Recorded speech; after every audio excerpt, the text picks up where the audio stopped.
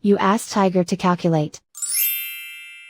This deals with finding the midpoint between 2 points. The midpoint between the 2 points is -47, -66. Let's solve it step by step.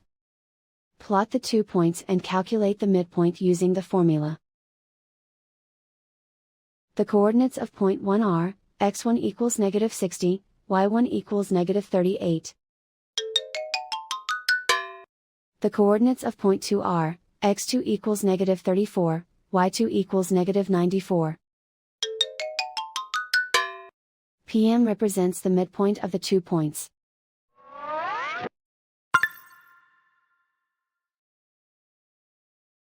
Use the x values in the midpoint formula to find the midpoints x. x1 equals -60. x2 equals -34. Simplify the arithmetic.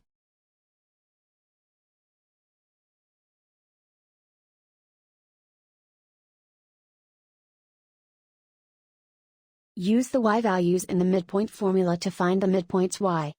y1 equals -38. y2 equals -94. Simplify the arithmetic.